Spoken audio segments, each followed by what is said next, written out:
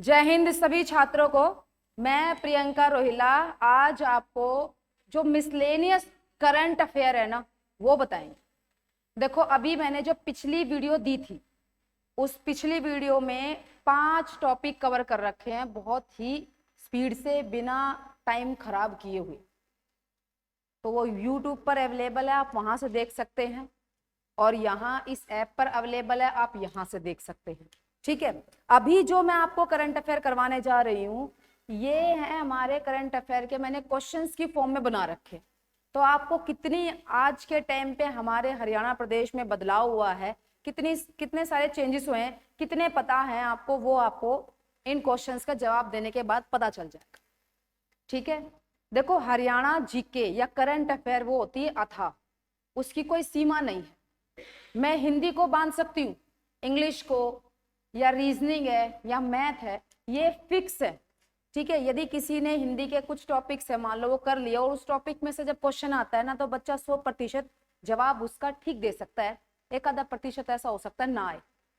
लेकिन current affair में ऐसी बात नहीं होती है। ठीक है, एक आधा क्वेश्चन हमेशा ही ऐसा रह जाता है कि हम कहे भाई ये पॉइंट हमने नहीं पढ़ा, किसी किसी छात्र के लिए ऐसा हो सकता है। और मैं सच्चाई बताऊं ना, जितने भी यूट्यूब पर जितने भी टीचर पढ़ा रहे हैं वहां पे भी ऐसे ही होता है। जब पेपर में हम बैठे होते हैं तो हमारा माइंड अलग चलता है बिल्कुल। आपको पेपर दे दिया जाए और आप कितने क्वेश्चन कर पाए यही डिपेंड करता है कि आपको कितना याद है। कई बार क्या होता है भाई, यूट्यूब पर बहुत सारे टीचर जब पेपर करवा रहे होते तो वो पहले पेपर देखते तो हैं ही, पहले पेपर देखते हैं, फिर कोई क्वेश्चन कंफर्म ना हो तो उसे कहेंगे भाई एक बार इसको कंफर्म कर ले, तो बच्चों को बताना है मुझे आंसर्स। तो वो यूट्यूब पर आंसर्स बता रहे होते हैं, ना कि वो पेपर के हॉल में बैठकर पेपर अटेम्प्ट कर रहे होते। जब हम पेपर अटेम्प्ट करते हैं या हमें भी कहा जाएगा ना और 20 से 22 क्वेश्चन आए हुए हैं तो 2 से 3 क्वेश्चन है ना टीचर के लिए भी ऐसे होते हैं, मान लो कोई तारीख पूछ ली तो एकदम स्टक नहीं करेंगे, उसके लिए उसको सोचना पड़े। टीचर इसलिए उसका आंसर बता सकता है क्योंकि वो एक ही सब्जेक्ट पढ़ रहा होता है, आप कई सारे सब्जेक्ट पढ़ रहे हो। तो यदि 2-3 क्वेश्चन आपके नहीं आ पाते तो इसमें ये नहीं हो जाना कि ये मेरे को 2-3 क्वेश्चन नहीं आए, ऐसा हो सकता है क्योंकि आप बहुत सारे सब्जेक्ट पढ़ रहे हो।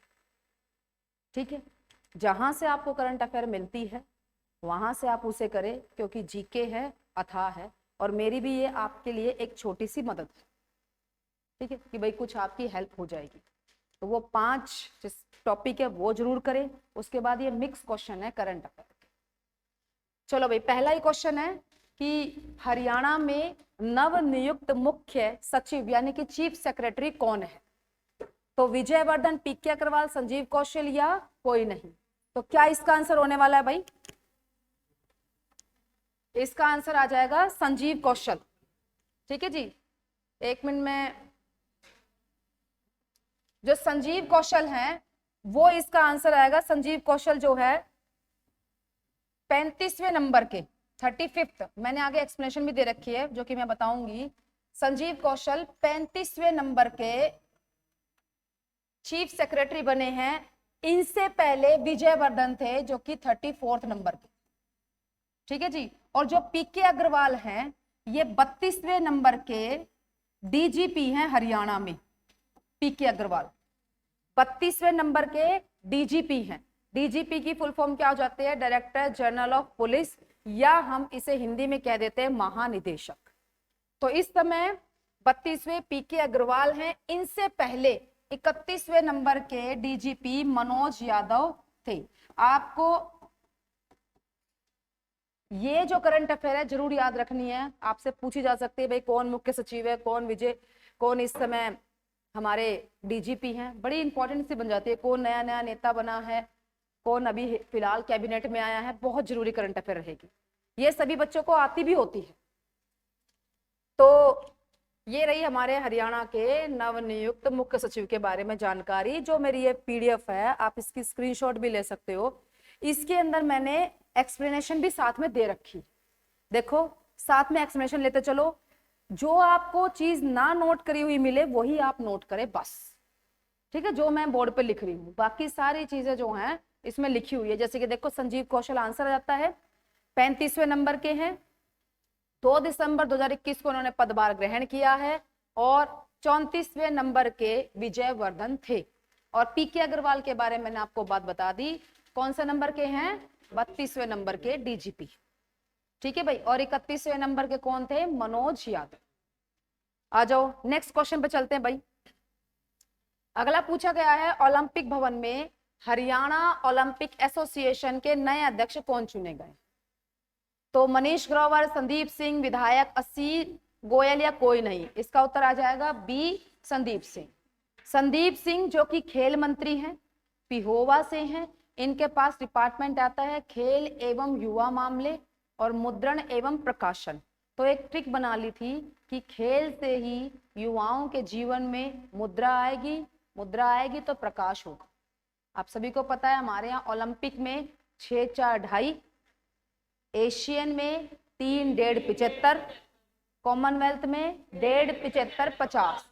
इस बार कॉमनवेल्थ में जो चौथे नंबर पे आया है उसे भी 15 लाख मिलेंगे। ओलंपिक में गया है यानी प्रतिभागी है, 15 लाख रुपए ओलंपिक में प्रतिभागी है। एशियन में, कॉमनवेल्थ में प्रतिभागी है तो 7.5 लाख। ठीक है भाई, तो अब इनके बारे में एक्सप्लेनेशन यहाँ दे रखी है जो मैं आपको बताने लग रही हूँ कि संदीप सिंह पिहोवा से। पिहोवा का पुराना नाम क्या था? पिहोवा जो है पृथुदक के नाम से जाना जाता है। कुरुक्षेत्र श्रीकंठ जनपद और शरण्यवत के नाम से जाना जाता है। ठीक है भाई, श्रीकंठ जनपद जो बाणभट्ट है उसकी लिखी हुई किताब है हर्षचरित, उसमें जिक्र मिलता है हमें श्रीकंठ जनपद का नाम। ठीक है, पिहोवा जिसे हम पृथुदक कहते हैं, यहां से हैं संदीप सिंह खेल मंत्री। इनके पास डिपार्टमेंट आ जाएगा खेल एवं युवा मामले, मुद्रण एवं प्रकाशन। तो कैसे करेंगे? खेल से ही युवाओं के जीवन में मुद्रा आएगी और क्या हो जाएगा? प्रकाश। जी मने ये उस हॉकी से रहे हैं वो तो डेफिनेटली है। मनीष कुमार ग्रोवर, इन्हें पूर्व विधायक है, इन्हें इस एसोसिएशन का कोषाध्यक्ष बनाया गया। ठीक है भाई, मनीष कुमार ग्रोवर रोहतक से। जो नेक्स्ट क्वेश्चन पे चलेंगे, आपने कम से कम नोट करना है भाई। ठीक है जी, जो चीजें आपको नहीं पता वो नोट करें, स्पीड में हम काम करेंगे। और ये 1-1.5 घंटे की जो क्लास होगी उसमें आपको कंटेंट ही कंटेंट मिलेगा। अगला क्वेश्चन है, किसे मिस यूनिवर्स 2021 का खिताब मिला है? तो किसे मिला है Miss Universe? Miss Paraguay, Miss South Africa Lara Dutta या हरनाज कौर संधू? तो हरनाज कौर संधू चंडीगढ़ की रहने वाली हैं। तीसरी भारतीय हैं जो मिस यूनिवर्स का दर्जा जिनको मिला है। पहली जो मिस यूनिवर्स थी सन 1994 में, वो कौन थी? सुष्मिता सेन। 1994 में ही ऐश्वर्या राय मिस वर्ल्ड बनी थी। दूसरी सन 2000 में मिस यूनिवर्स थी लारा दत्ता। ठीक है, और सन 2000 में ही प्रियंका चोपड़ा मिस वर्ल्ड बनी थी। 2000 के बाद सन 2017 में 17 साल बाद मानुषी छिल्लर मिस वर्ल्ड बनी। ठीक है भाई, झज्जर बामड़ोली गांव आ जाता है मानुषी छिल्लर का, जिन्होंने अभी फिल्म जो आई है पृथ्वीराज चौहान उसमें डेब्यू किया है और अक्षय कुमार उसमें हीरो है, मानुषी छिल्लर। तो यहां पर मैंने इनकी एक्सप्लेनेशन दे दी। देखो 70वीं ये मिस यूनिवर्स प्रतियोगिता थी जो कि 13 दिसंबर 2021 को इजराइल के इलियाट सिटी में हुई।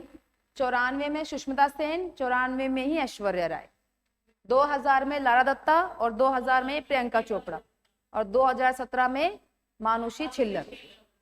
भारत में अब तीसरी बार ये टाइटल मिला है हरनाज कौर संधू को, जो कि चंडीगढ़ की रहने वाली हैं, महज 21 वर्ष की थी और अपनी ड्रेसिंग सेंस को लेकर बड़ी चर्चा में है। सेकंड नंबर पर मिस पराग्वे, थर्ड नंबर पर मिस साउथ अफ्रीका।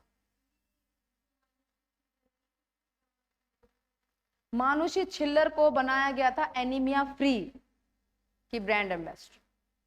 ठीक है, एनीमिया फ्री।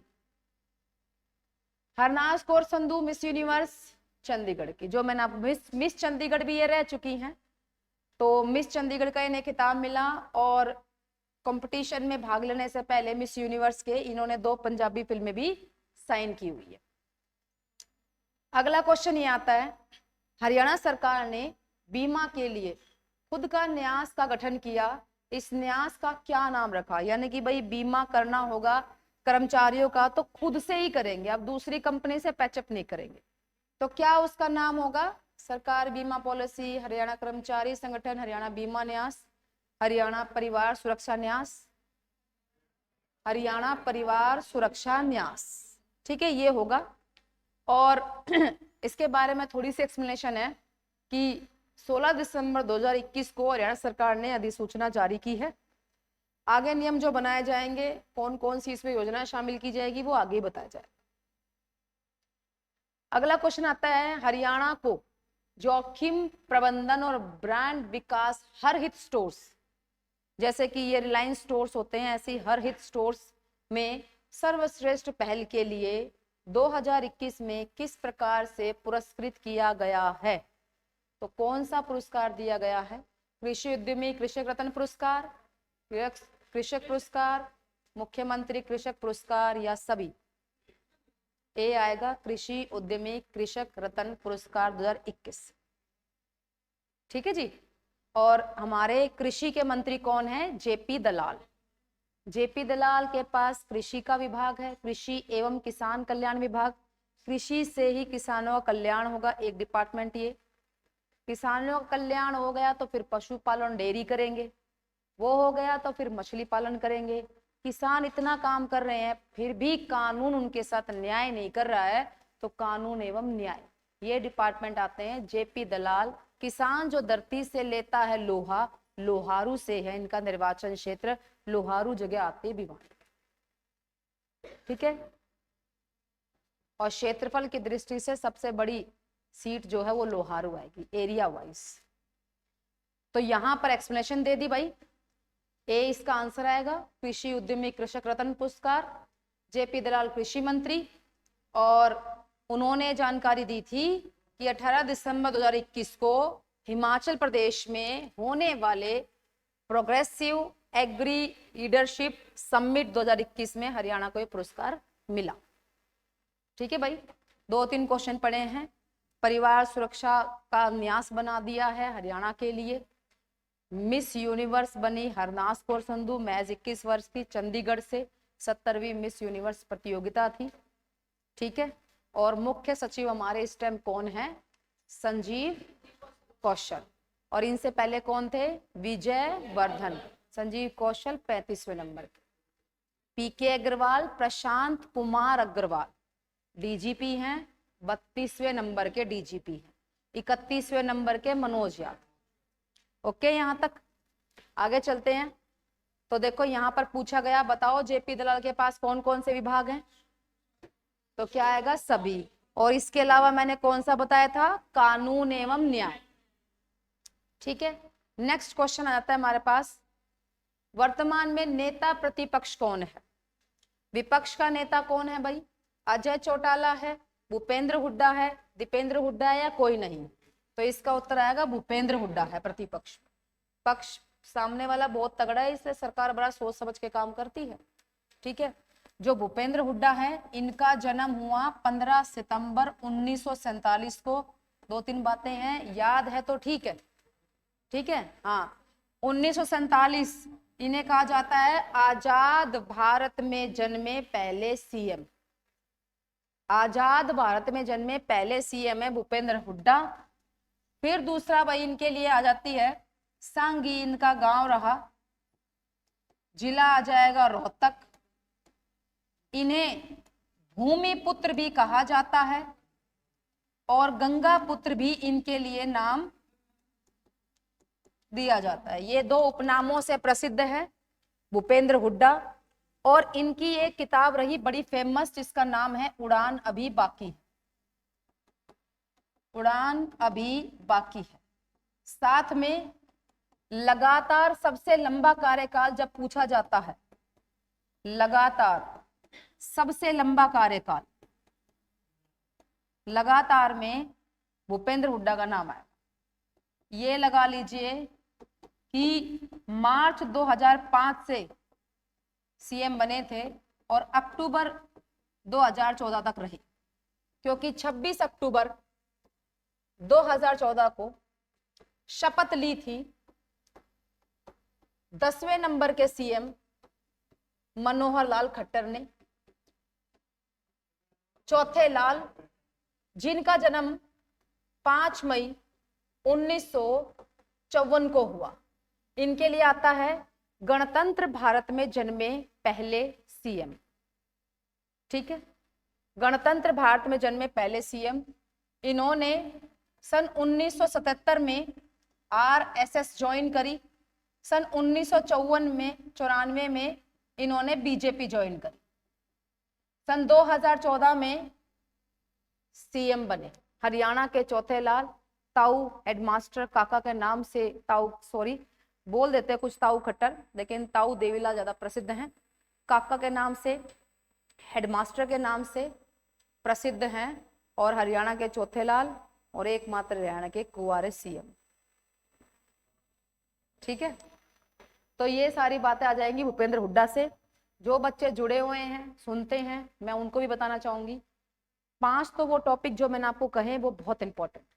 दूसरी क्या चीज इंपॉर्टेंट, मिक्स क्वेश्चन बहुत मिलेंगे आपको, जितने पढ़े जाए पढ़ दो। दूसरी इंपॉर्टेंट क्या, सारे तो सीएम के बारे में डिटेल में आपको पता होना चाहिए। सारे सीएम, सारे राज्यपाल डिटेल नहीं चाहिए, बस ये पता होना चाहिए कौन कौन राज्यपाल था।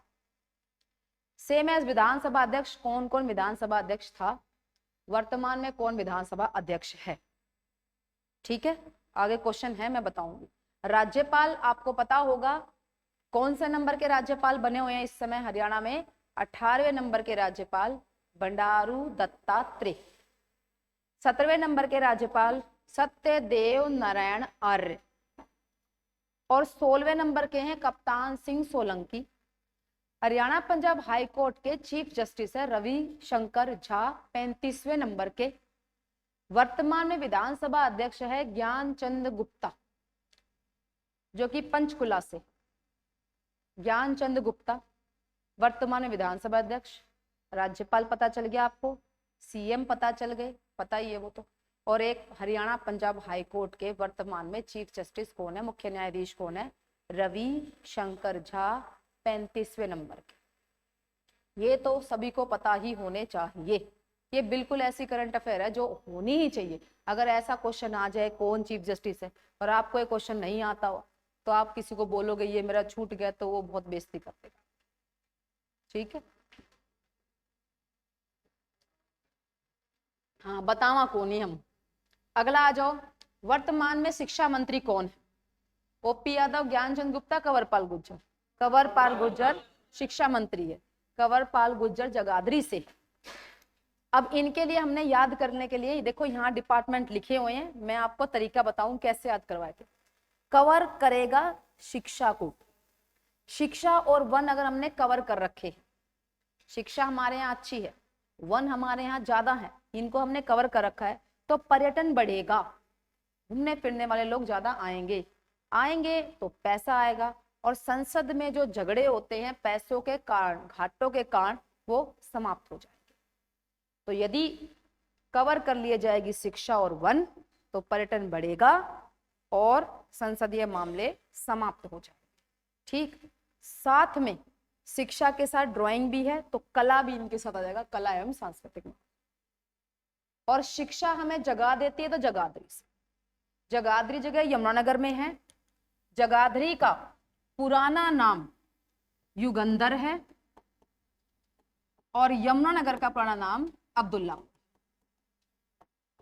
अब्दुल्लापुर। ठीक है जी।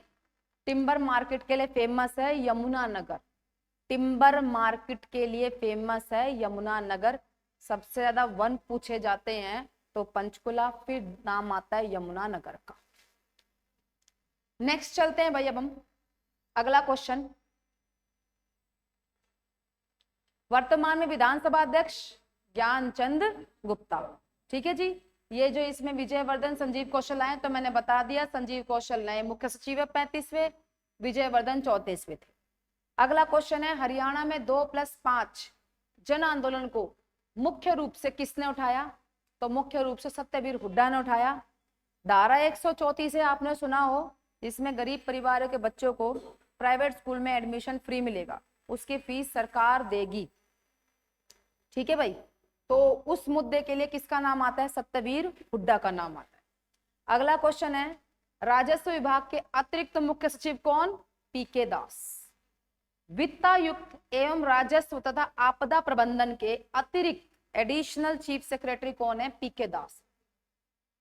अगला क्वेश्चन, वर्तमान में फिर से आ गया विधानसभा अध्यक्ष कौन है? और ये वाला फिर से क्वेश्चन आ जाएगा सत्यवीर हुड्डा वाला, और ये राजस्व विभाग के अतिरिक्त मुख्य सचिव पीके दास। ठीक है जी। सुपर 100 के तहत पंचकुला और रेवाड़ी में स्थापित हो चुके कोचिंग केंद्रों की तर्ज पर और कहां खोले जाएंगे कोचिंग सेंटर? पानीपत, रोहतक, रोहतक सोनीपत, हिसार रोहतक, करनाल हिसार, करनाल और हिसार। इसका उत्तर आएगा डी, करनाल में और हिसार में जल्द ही खोले जाए। अगला, विंटर एडवेंचर फेस्टिवल 2021-22 आयोजित करने वाला हरियाणा भारत का कौन सा राज्य है? तो कौन सा राज्य है? पहला है।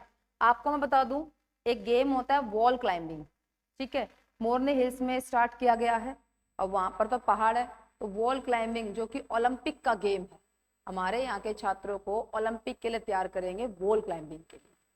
तो विंटर एडवेंचर में यही होता है भाई। तो आयोजित करने वाला हरियाणा भारत का पहला राज्य है। एक्सप्लेनेशन में आओ। हरियाणा के विद्यार्थी आने वाले समय में विंटर एडवेंचर फेस्टिवल से ओलंपिक तक का सफर तय करें। इसके लिए मोरनी की पहाड़ियों में वॉल क्लाइंबिंग से इंफ्रास्ट्रक्चर को शिक्षा विभाग की तरफ से तैयारी की जा रही है। वॉल क्लाइंबिंग जो है वहां तैयार की जा रही है जो कि ओलंपिक में शामिल। तो पहला बना हमारा हरियाणा। अगला क्वेश्चन बताओ।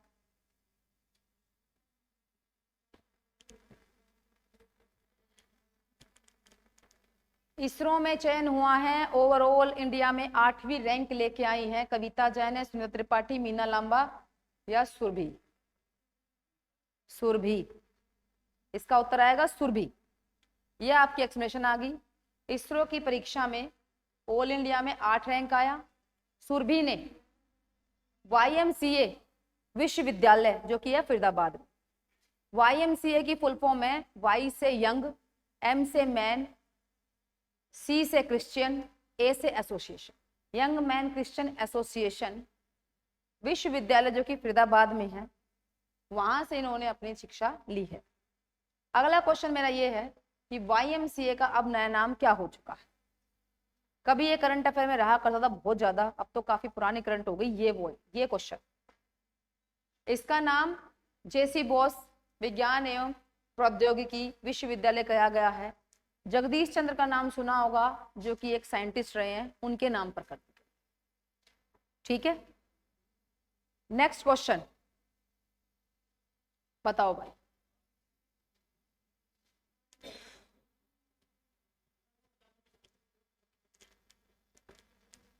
आपको एक क्वेश्चन और ध्यान में आ रहा है मेरा, अंजू दहिया का।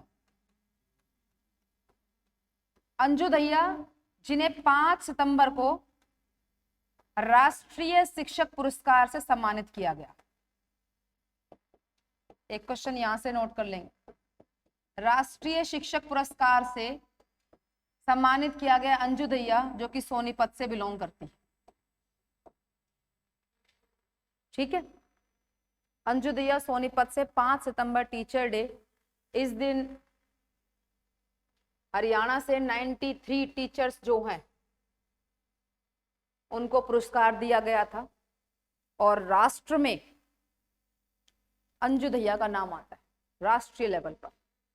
ठीक है, और स्टेट लेवल पर 93 टीचर्स को सम्मानित किया गया है और राष्ट्र के लेवल पे हमारे हरियाणा से एक का नाम आता है, वो है अंजू दहिया।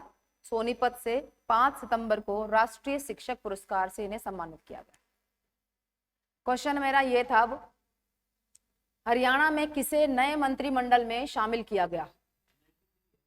93 है, 93। कमल गुप्ता, देवेंद्र सिंह बबली, अनूप धानक या दोनों? तो 2 नाम आएंगे, कमल गुप्ता, देवेंद्र सिंह बबली। सुन लो फिर आगे क्वेश्चन के जवाब दे दोगे तुम। कमल गुप्ता हिसार से हैं, निर्वाचन क्षेत्र, संस्कृत में इन्होंने शपथ ली थी और बीजेपी के कैबिनेट मंत्री बने।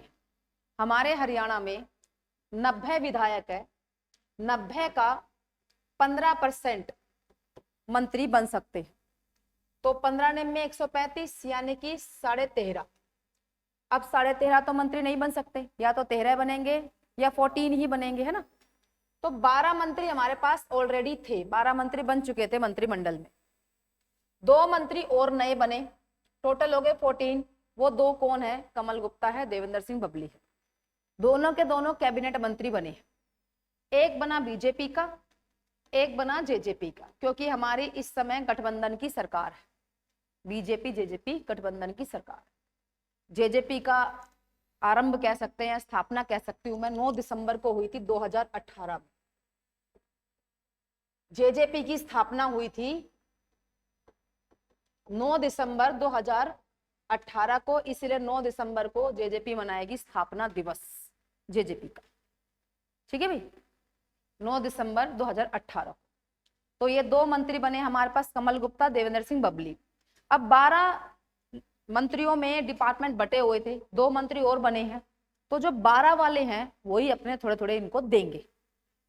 जो डिपार्टमेंट बट चुके, जैसे कि तुमने 4 रोटी बनाई थी, ठीक, तुम खाने वाले 2 थे, 2 घर में और आ गए, तो और रोटी नहीं बनेगी, उन 4 में से बटेगी। हाँ, तुम कहोगे जी हम तो बना लेंगे, बाकी बटेगी उसमें से। ठीक है, चून खत्म हो रहा है भाई थारे घर का, तो तुम क्या करोगे? अपने में से दे दो, एक मैं दे दूं, एक में। ऐसा होता नहीं, कई बार चाय बन रखी होती है, सडनली कोई आ जाए तो अपनी गिलासी में से हम डाल देते हैं। सेम यही, 12 मंत्रियों में डिपार्टमेंट बटे हुए थे, 2 मंत्री और बने हैं, तो अपने अपने में से देंगे। ओके, अब आ जाओ आगे। लो भाई, ये एक्सप्लेनेशन दे दी मैंने। कमल गुप्ता हिसार से, देवेंद्र सिंह बबली टोहाना से। टोहाना जिसे हम कहते हैं नहरों का शहर, और टोहाना जगह कहाँ आती है? फतेहाबाद में, जिसे हम कहते हैं महलों का शहर। ठीक है, महलों का शहर फतेहाबाद को बोला जाता है। पिंक सिटी जयपुर है ना, हरियाणा में फतेहाबाद को बोला जाता है। जैसे वहां पर पिंक बिल्डिंग है, तो यहाँ पर भी ऐसी मुहिम चलाई गई। ठीक है, महलों का शहर किसको बोल रहे हैं हम? फतेहाबाद को। और नहरों का शहर किसको बोल रहे हैं? टोहाना। टोहाना कहाँ है? फतेहाबाद में। और टोहाना से कौन भाई विधायक है? देवेंद्र सिंह बबली। इन्हें बना दिया मंत्री। ये देखो, ये है जेजेपी के, ये है बीजेपी के। बंडारू दत्तात्रेय राज्यपाल, जो कि कौन सा नंबर के हैं? 18वें नंबर के। इन्होंने शपथ दिलाई है इन्हें 28 दिसंबर 2021 का ही आएगा 28 दिसंबर। अभी तो भाई आया ही नहीं दिसंबर। क्लियर है यहाँ तक बात? आगे आ जाओ। अब आपसे डिपार्टमेंट पूछेंगे। देखो, डॉक्टर कमल गुप्ता जो कि कैबिनेट हमारे मंत्री बने हैं, इनको कौन कौन से डिपार्टमेंट मिले हैं बताओ? कौन कौन से मिले हैं? दोनों। जो शहरी स्थानीय निकाय है, ये था अनिल विज के पास, अंबाला कैंट से, जो कि हरियाणा के गृह मंत्री हैं। तो पहले तो उनको बोला गया कि भाई आप इन्हें गृह मंत्रालय दे दो, तो अनिल विज इस बात से बोले कि इससे सारे दे दो, मुझे एक भी नहीं चाहिए। तब उनसे कौन सा डिपार्टमेंट लिया गया? शहरी स्थानीय निकाय। हाउसिंग फॉर ऑल ये था सीएम के पास। सीएम का आपने एक डिपार्टमेंट याद रखना है, वो है वित्त मंत्रालय, फाइनेंस डिपार्टमेंट। बाकी जो डिपार्टमेंट किसी और को नहीं अलॉट कर रखा, वो सब सीएम के पास है। ठीक, तो सीएम का एक डिपार्टमेंट याद रखना है, वो है वित्त मंत्रालय। अब यहाँ हाउसिंग फॉर ऑल जो था, वो किससे मिला है कमल गुप्ता को? सीएम से। तो सीएम ने और गृह मंत्री ने दोनों सलाह करी, एक आप दे दो, एक मैं दे देता हूं, जो नया हमारा मंत्री बना उसको खुश कर देते। ओके होगी भाई। अगला क्वेश्चन, इसकी एक्सप्लेनेशन यहाँ पे दे रखी, देखो कि शहरी स्थानीय निकाय अनिल विज के पास था, housing for all CM. Housing यानी आवास सबके लिए, घर सबके लिए, आवास। अगला डिपार्टमेंट आता है देवेंद्र सिंह बबली को कौन सा दिया गया बताओ? ये भी दोनों। ये वाला डिपार्टमेंट था दुष्यंत चौटाला के पास, विकास एवं पंचायत वाला। और पुरातत्व डिपार्टमेंट था अनूप दानक के पास, और वो भी अटैच था। ठीक है, अटैच नहीं था, ये पूरा था उसके पास, श्रम रोजगार अटैच था। हाँ, पुरातत्व वाला था भाई अनूप धानक के पास, अनूप धानक से कहा भाई तू दे दे इसको एक, क्योंकि कैबिनेट में 2 ही मंत्री थे जो जेजेपी के थे, एक डिप्टी सीएम, दूसरा अनूप धानक उकलाना से। ठीक भाई, तो अनूप धानक ने दिया अपना पुरातत्व, इनके पास बच गया खाली श्रम, वो भी अटैच डेप्यूटी सीएम से, और विकास वाला दे दिया डेप्यूटी सीएम। तो ये 2 डिपार्टमेंट हुए देवेंद्र सिंह बबली के पास। मैंने एक्सप्लेनेशन में बता रखा है, ये देखो, अब जो अनूप धानक है, राज्य मंत्री अनूप धानक, उसकी पावर बढ़ा दी। श्रम एवं रोजगार जो अटैच था सीएम के, डेप्यूटी सीएम के साथ, वो पूरा दे दिया स्वतंत्र प्रभार, भाई तू संभाल ले। राजस्व, उद्योग और खाद्य के साथ डिप्टी सीएम के साथ अटैच करें कि दोनों मिलकर काम करेंगे इसमें, और ये दे दिया स्वतंत्र। ये दिया है देवेंद्र सिंह बबली को, और ये था डिप्टी सीएम के पास। ठीक है भाई, नेक्स्ट आ जाओ। कमल के फूल जैसा दिखने वाला मेमोरियल टावर कहां बन रहा है, जो कि 57 की क्रांति को समर्पित है। 65 मीटर की इसकी ऊंचाई है, 2000 बंदे इसमें बैठ सकते हैं। हमारे 57वीं क्रांति में जितने भी क्रांतिकारी शहीद हुए हैं, उनसे जुड़ी हुई यादें, उनकी जुड़ी हुई बातें, उनके वस्त्र, उनकी चीजें, ये सब रखे जाएंगे उसमें। तो ये बन रहा है अंबाला में, 300 करोड़ का ये प्रोजेक्ट है, और कमल की कली बीच में लगाई गई। कमल का फूल नहीं, कमल की कली। कमल की कली लगाने का उद्देश्य ये था, कांग्रेस वाले तो भाई ये बोल रहे थे कि भाई भाजपा का निशान है, कमल का फूल तो लगा दिया, जबकि अनिल विज गृह मंत्री जो है, उन्होंने ये कहा कि पहले जब क्रांतिकारी अपनी बातों को गुप्त रखना चाहते थे, एक दूसरे तक पहुंचाते थे, तो वो कमल की कली का सहारा लेते थे, उसमें चिट्ठी विट्ठी डाल दी, क्योंकि कहते हैं कमल के अंदर 100 पत्ते होते हैं, जो पंखुड़ियां हैं वो 100 होती, तो किसी भी पंखुड़ी में डाल देते थे और वो कमल का फूल एक दूसरे को देते थे।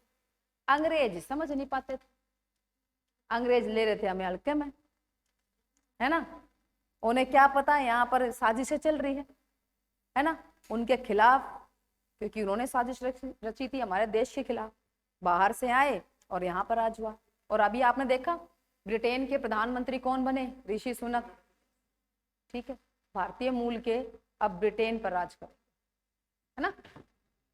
आ जाइए, ये बता दिया भाई 57वीं क्रांति को समर्पित है, 65 मीटर की ऊंचाई है, 200 लोग बैठ सकेंगे, ओपन थिएटर है।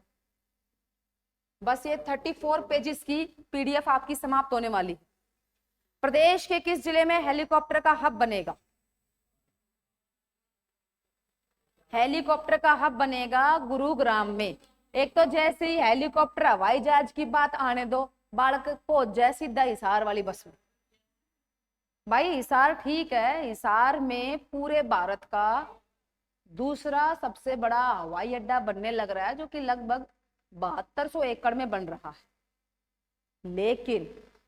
लेकिन वो एविएशन का हब कहा जा रहा है। हिसार के लिए एक नया नाम आया है, इंटीग्रेटेड एविएशन हब। इंटीग्रेटेड का मतलब क्या है कि यहाँ पर हर तरह की सुविधा देंगे वो, कि भाई पायलट को यदि ट्रेनिंग लेनी है वो भी यहाँ मिलेगी। इंटीग्रेटेड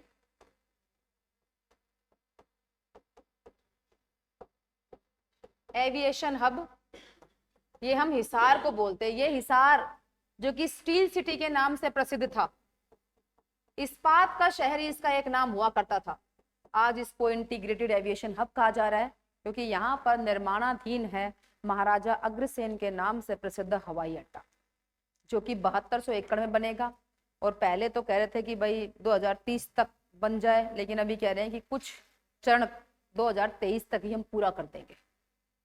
ठीक है, ये भारत का दूसरा सबसे बड़ा है, पहला जेवर यूपी में करीबन 14,000 एकड़ में बनेगा।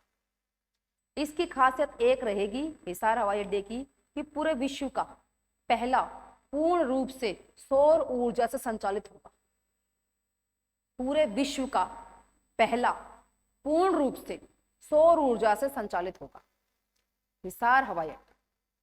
हिसार में ही सिमुलेटर सेंटर भी बनाया जाएगा। सिमुलेटर सेंटर मतलब कि ऐसी परिस्थिति दे देना पायलट को कि वो एरोप्लेन चला रहा है, यानी कि उसको ट्रेनिंग वहीं मिल जाएगी। वहीं पर मॉल्स वगैरह, वहीं पर उनको ठीक करने की व्यवस्था, सब चीजें एक जगह पर होगी। इसीलिए हिसार को बोला जा रहा है इंटीग्रेटेड, यानी कि सब चीजें एक जगह। एविएशन, विमानन हब। एविएशन की हिंदी क्या होती है? विमानन। अब हेलीकॉप्टर का हब जो है ये भी पूरे भारत देश का पहला है, कंट्री का पहला है, भारत देश का पहला हेलीकॉप्टर का हब बनेगा गुरुग्राम में। ठीक है, आने वाले टाइम पे 20 से 23 एकड़ की जमीन इसके लिए चुनी गई है और यहाँ बनेगा। यहाँ हेलीकॉप्टर्स को टांगने की, उनको रिपेयर करने की, हैंगर्स की सारी सुख सुविधाएं दी जाएंगी। ठीक है जी, आ जाओ मैं एक्सप्लेनेशन पढ़ा दूं आपको थोड़ी सी इसकी। ये देखो भाई, देश का पहला हेली हब होगा जहां पर हेलीकॉप्टर्स के लिए हेलीपोर्ट से लेकर उनके हैंगर, रिपेयर समेत अनेक एविएशन फैसिलिटी जो है वो उपलब्ध होगी। यह जानकारी दी है डेप्यूटी सीएम ने, क्योंकि एविएशन के विमानन हब के नागर विमानन का मंत्री डिप्टी सीएम। ठीक है, नागर विमानन की इंग्लिश होती है सिविल एविएशन। ओके, नागरिकों के लिए विमान की सुविधा। लो भाई, दुबई के बिजनेस बे टावर की तर्ज पर हरियाणा के किस जिले में बिजनेस टावर बनेगा? तो ये भी गुरुग्राम में बनेगा। ठीक है भाई, हेली हब बनेगा, बिजनेस बे टावर की तर्ज पर बिजनेस टावर बनेगा। दुबई में है बिजनेस बे टावर। और आप सभी जानते होंगे कि अनाज का, देश का फर्स्ट ग्रेन एटीएम, हाँ भाई, कहां लगाया गया है? फर्रुख नगर, गुरुग्राम। जी लिख दिया, गुरुग्राम। गुरुग्राम जो गुरु का ग्राम है, द्रोणाचार्य के नाम से जो प्रसिद्ध है। और यहाँ पर है शीतला माता, जो कि गुरु द्रोणाचार्य की पत्नी है। इस शीतला माता मंदिर को सन 1991 में हरियाणा सरकार ने अपने अधिगण में किया था, क्योंकि चढ़ावा 13-14 करोड़ प्लस आया करता था। इस वजह से 1991 में 11 सदस्यों की एक कमेटी बनाई गई थी, जिसका अध्यक्ष मुखिया सीएम था। ठीक है भाई, यहां पर गुरुग्राम, अभी आपको बताऊं, स्वच्छता अभियान में भी गुरुग्राम टॉप में आया है। ठीक है, दूसरे नंबर पे आया हमारा रोहतक, तीसरे नंबर पे आया है करनाल, फिर चौथे नंबर पे आया है पंचकुला, पांचवें नंबर पे आया है अंबाला। ठीक है, अभी जो स्वच्छता सर्वेक्षण 1 अक्टूबर को जो रिजल्ट आए हैं उसके अकॉर्डिंग बता रही हूँ। लगभग 1 लाख से 10 लाख तक की आबादी वाले शहरों का बताया है मैंने ये, कि गुरुग्राम टॉप, दूसरे नंबर पे रोहतक। शहर की बात हो रही है, जिले की बात नहीं हो रही। जिले में तो 15 लाख प्लस है, गुरुग्राम में कम से कम। ठीक है, 1 लाख से 10 लाख तक की आबादी शहरों की। अब गुरुग्राम में कितने गांव हैं? ठीक है, तो यहाँ पर ये बिजनेस बे टावर की तर्ज पर मेगा प्रोजेक्ट है, गुरुग्राम में स्टार्ट होगा। 1 एकड़ जमीन इसके लिए चुनी गई है। एक आपकी पूरी पीडीएफ जिसमें लगभग 34 पेज थे वो हो जाती है पूरी। नेक्स्ट लगा लेते हैं भाई हम, हाँ 34 पेजेस की ये करवाई मैंने आपको 34 पेजों की। अब आती है 47 पेजों की एक पीडीएफ।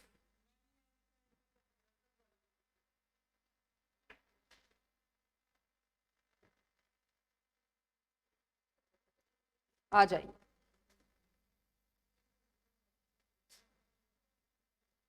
हाँ भाई बताओ जरा क्वेश्चन।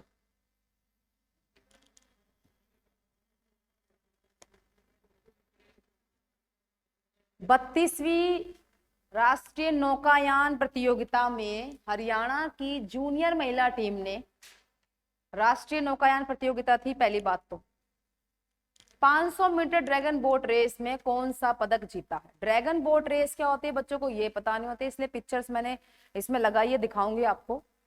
कांस्य, रजतक, स्वर्ण या सभी? तो गोल्ड मेडल, स्वर्ण। सी इसका उत्तर आएगा। देखो ये होती है ड्रैगन रेस, इसमें आगे ड्रैगन लगा होगा, ये देख सकते हो आप।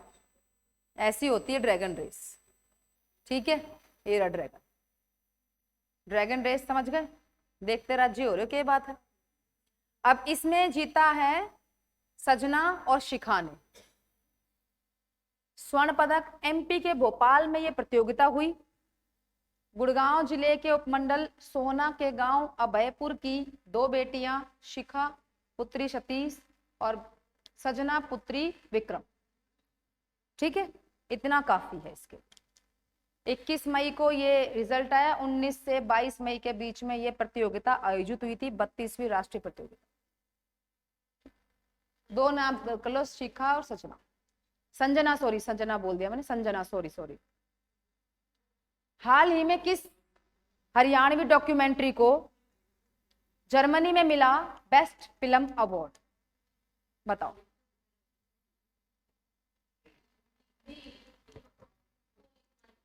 मारी छोरी छोरे से कम नहीं, ये डायलॉग है दंगल फिल्म का, ये फिल्म नहीं है। फिल्म है छोरियां छोरों से कम नहीं होती। और इधर जो पूछा गया डॉक्यूमेंट्री वो है बिफोर आई डाई, ए उत्तर है इसका। ये 22-24 मिनट की डॉक्यूमेंट्री है जो कि नकुल देव की लिखी गई। 3 साल करीबन इसमें लगे हैं। पर्यावरण का जो कि एक संदेश दे रही। 55 अवार्ड मिल चुके हैं इस डॉक्यूमेंट्री को और बेस्ट फिल्म अवार्ड भी मिला है जर्मनी। और ये मारी छोरी छोरों से कम नहीं, ये कुछ भी फिल्म नहीं है, ये सिर्फ दंगल का डायलॉग है। फिल्म थी छोरियां छोरों से कम नहीं होती, छोरियां छोरों से कम नहीं, बस इतना ही, होती भी नहीं है। इस फिल्म को छोरियां छोरों से कम नहीं होती 67th national film fair award में बेस्ट हरियाणवी फिल्म का टाइटल मिला इसे। ठीक है, जिसमें विधि देशवाल ने काम किया है छोटी बच्ची के रूप में। विधि देशवाल जिसने वो गाना गाया था बता मेरे यार सुदाम मारे। हाँ देखो वो फिल्म दिखा देती हूं मैं आपको। ये वो फिल्म है, वो पहले डॉक्यूमेंट्री है बिफोर आई डाई। पूरी फिल्म नहीं दिखाऊंगी, फिल्म दिखाऊंगी, पूरी फिल्म देखने को तैयार हो गए। बाय नकुल देव। तो ये डॉक्टर जयमल जिनका उनके ऊपर बनी हुई एक फिल्म है कि भाई जितने भी कूड़े के ढेर हैं उनको फ्लावर्स बेड में कन्वर्ट कर दो, वहां फूल वगैरह लगा दो। ठीक है, तो ये है वो बिफोर आई डाई डॉक्यूमेंट्री। और ये एक्सप्लेनेशन है, इसको एक बार रीड कर लो। देखो जो मैंने आपको बताया वही लिखा हुआ है इसके अंदर। बिफोर आई डाई जिसके निर्देशक है नकुल देव, गोवा में 16 से 24 जनवरी 2021 को आयोजित हुआ था अंतरराष्ट्रीय फिल्म महोत्सव। उसमें ये नामित हुई, नॉमिनेट हुई। बिफोर आई डाई 24 मिनट की डॉक्यूमेंट्री है, बनाने में लगे 3 साल। जो नकुल देव है उनकी फिल्म एक थी ब्लू माउंटेन, उसे 2017 में एशिया की सर्वश्रेष्ठ फिल्म का खिताब मिला। ये फिल्म तुम देखते ही कौन है बेटा, कौन सी फिल्म देखो, है ना। और गोल्डन एलिफेंट भी मिल चुका है। यह पुरस्कार भारत सरकार प्रदान करती है, गोल्डन एलिफेंट। और साथ में ही देखो ये वो उस फिल्म का बैनर है, छोरियां छोरों से कम नहीं होती। हाँ कम नहीं होती आएगा, मैं बोली थी होती भी नहीं आएगा, होती आएगा। ठीक है, और ये हैं विधि देशवाल और ये हैं सतीश कौशिक जो कि महेंद्रगढ़ से बिलोंग करते हैं। कई सारी फिल्मों में देखेंगे आपको, जो वो राजा जी वाली फिल्म थी अक्षय कुमार की कि भाई 100 रुपए के वो कार्ड देने थे ना, 100 रुपए देने हैं, वो कार्ड देना है, 100 रुपए जरूर देना है उसमें। ठीक है ना, हाँ पार्टी में आओ तो 100 रुपए जरूर लेके आओ। 1 लाख रुपए इकट्ठे करने थे। ठीक, तो भाई इन्हीं के बारे में जानकारी दे रखी है थोड़ी सी उस फिल्म के बारे में ही कि 23 फरवरी 2022 को जर्मनी में अंतरराष्ट्रीय फिल्म फेस्टिवल हुआ। तो जो बिफोर आई डाई है उसे बेस्ट फिल्म का खिताब मिला जर्मनी में। देश विदेश में हुए कार्यक्रमों में सफलता के बाद 55वां अवार्ड है ये। प्रकृति व पर्यावरण संरक्षण का संदेश देती है ये डॉक्यूमेंट्री। सिरसा के सोशल रिफॉर्मर है डॉक्टर रामजी जैमल। उनका क्या उद्देश्य, उनका यही उद्देश्य है कि वो क्या कहते हैं, जिन्होंने 13 साल पहले ही रिमूव लिटर प्लांट फ्लावर, कि भाई हटाओ, कूड़े को हटाओ और वहां पर क्या लगाओ, प्लांट लगाओ, वो उन्होंने अपना अभियान चला रखा है, वो मुहिम शुरू करी है, तो उसी पर ये फिल्म बनी हुई है, पर्यावरण पर डॉक्यूमेंट्री है, बिफोर आई डाई। और जो छोरियां छोरों से कम नहीं होती, वो 67 फिल्म फेयर अवार्ड में बेस्ट हरियाणवी फिल्म का अवार्ड जीती हुई। ठीक है, आ जाओ नेक्स्ट क्वेश्चन। देखो इसको मैं इतना ज्यादा जरूरी नहीं कहूंगी, जल्दी से पढ़ देती हूँ। स्कूलों में ना, स्कूली स्तर पर हरियाणा में सरकारी स्कूलों को छात्रों को विभाग व्यवसायिक टूल किट देगा। ठीक है भाई, इतने बड़े स्तर पर छात्रों को टूल किट देने वाला हरियाणा भारत का कौन सा राज्य बना? जो वोकेशनल विभाग है उसमें टूल किट दे रहा है, तो हरियाणा पहला है। आपको पता है हरियाणा में टैबलेट भी बांटी गई है, टैबलेट खाने वाली टैबलेट नहीं, टैब, हाँ, तो ये जानकारी दे दी, पहला है। हरियाणा सरकार ने 27 मई तक किट जो है पहुंचा दी है। जिला स्तर पर, ब्लॉक स्तर पर, स्कूली स्तर पर वोकेशनल छात्रों को ये टूल किट देगी हरियाणा सरकार। इससे पहले भी डिजिटल एजुकेशन में बड़ी पहल करते हुए लाखों छात्रों को टैबलेट भी दिए गए। अगला ये क्वेश्चन बताना एक बारी, प्रीवियस क्वेश्चन है ऐसे ही, साथ में लिख दिया था मैंने। एशिया का सबसे बड़ा मॉल गुरुग्राम एम्बियंस मॉल है। 250 स्टोर कम से कम आ जाते हैं, 230 प्लस। ठीक है, एम्बियंस मॉल है गुरुग्राम में। अगला, देश का दूसरा सबसे बड़ा एयरपोर्ट कहां बनेगा? हरियाणा में। पहला यूपी जेवर, ये रहा देखो। अभी इसके लिए क्या आता है, एयरपोर्ट के लिए निर्माणाधीन है महाराजा अग्रसेन हवाई अड्डा। 7200 एकड़ में है करीबन, और पूरा तो अभी 2030 तक बोले थे, लेकिन अभी कुछ आजकल चल रहा है 2023 तक करेंगे अखबारों में। ठीक है जी, ये लो जानकारी, जो मैंने आपको बता दी वही लिखी हुई है। पूर्ण रूप से सौर ऊर्जा से संचालित विश्व का पहला विमानन हब होगा। एरिया 7200 एकड़, रनवे है 10,000 फीट का। यूपी के जेवर में सबसे बड़ा एयरपोर्ट 14,000 एकड़ में, यानी कि 72 का दुगना लगा लो, 7,000 का दुगना, 7 दूनी 14,000।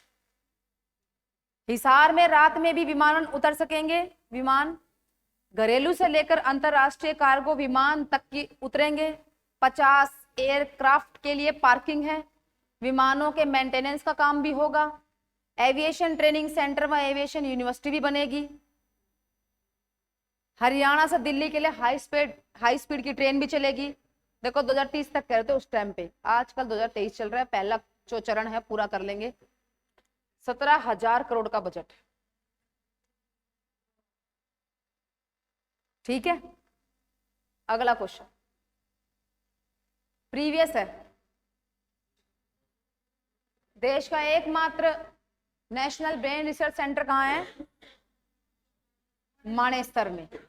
इसमें बस ये कहा गया था कि एनबीआरएस ने ब्रह्मा भारत स्वदेशी और गंगोत्री प्रोजेक्ट के तहत देश भर के सेहतमंद व बीमार ब्रेन का डेटा व टेम्पलेट तैयार करने का जिम्मा उठाया है।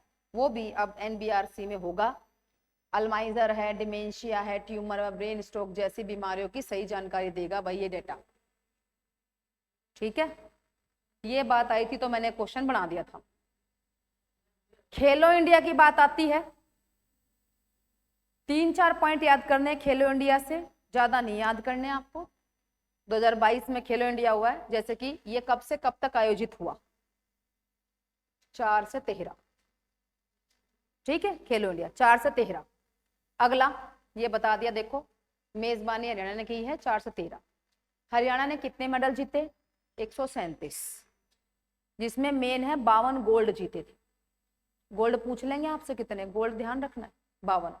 अब देखो यहाँ मैंने बता दिया 137 गोल्ड 52 है, सिल्वर 39 है, और फिर घटा देंगे तो ब्रॉन्ज आ जाएंगे 46।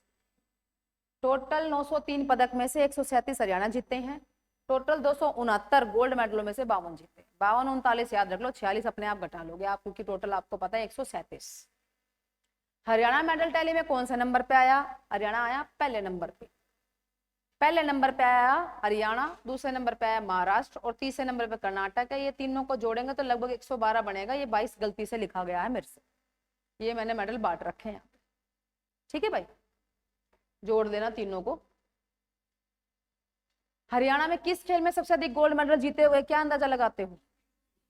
कुश्ती में ही जीते गए हैं सबसे ज्यादा गोल्ड मेडल। तो कुश्ती के अंदर मेडल जीते गए हमने 38 और गोल्ड थे 16। फिर बॉक्सिंग में 15, गोल्ड 10, एथलेटिक्स में 14, गोल्ड 3, जूडो में 11, गोल्ड 3, स्विमिंग में 8, गोल्ड 4। पहला याद कर लो बस खाली।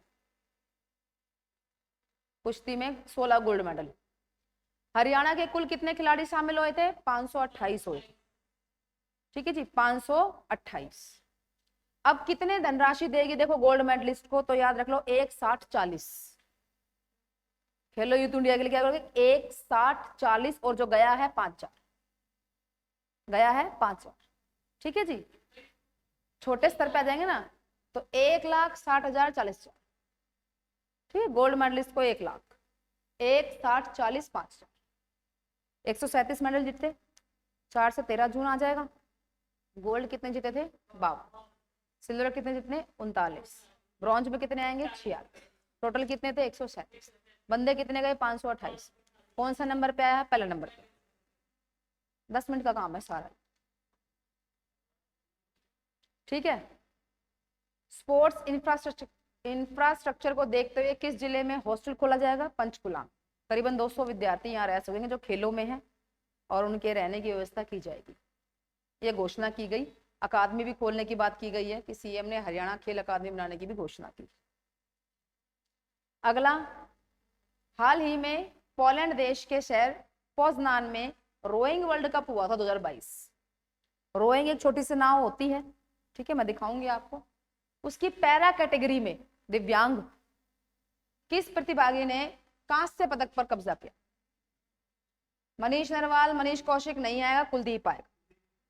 शूटिंग से है मनीष नरवाल, कुलदीप आएगा। कुलदीप के साथ एक और आएगा व्यक्ति, नारायण, दक्षिण से है, साउथ हरियाणा के, वो भारत का साउथ एरिया से। तो एक नाम अपने हरियाणा का था तो मैंने लिख दिया, कुलदीप चंडीगढ़ के गांव बेरला से।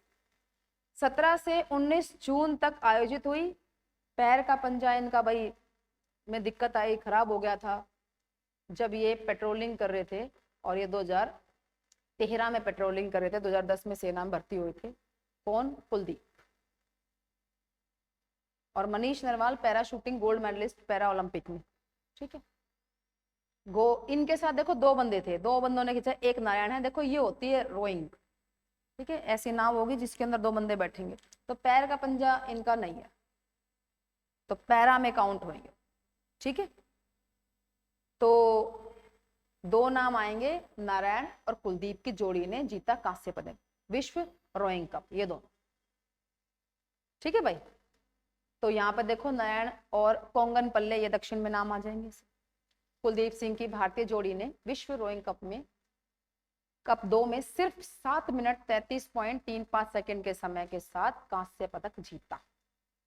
ठीक है जी, ये कांस्य पदक रोइंग कप। अगला क्वेश्चन है, एमएसएमई राष्ट्रीय अवार्ड में हरियाणा को कौन सा स्थान मिला? एमएसएमई क्या?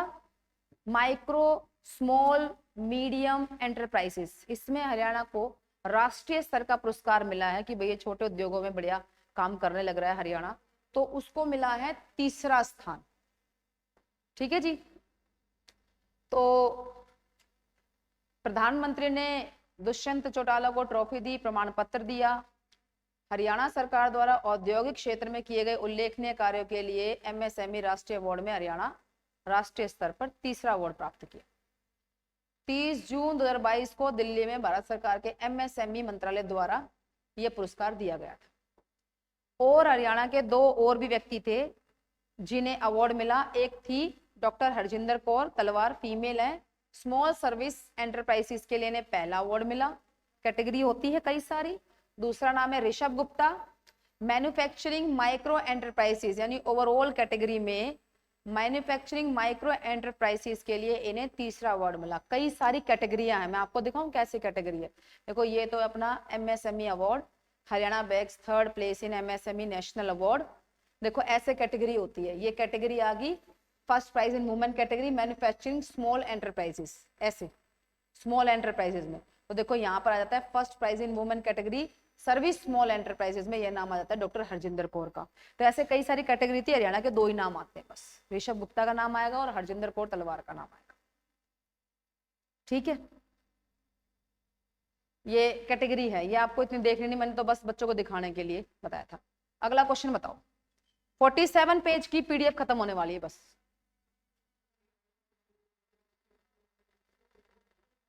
हरियाणा में कब से सिंगल यूज प्लास्टिक जो है बैन कर दिया गया?